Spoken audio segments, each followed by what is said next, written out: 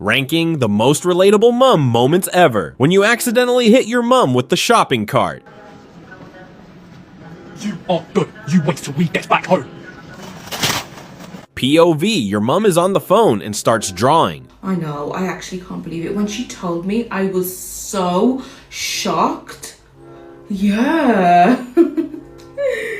When your mom is yelling at you and you look at your sibling. That's why I'm so sick of these bitch. I mean, like, you won't think something like that. You won't think something like that. I don't understand how you won't think. Sleeping beside your mom and you turn over too many times. You just let me know if you need anything at all, okay? Good night. Good night, Mommy.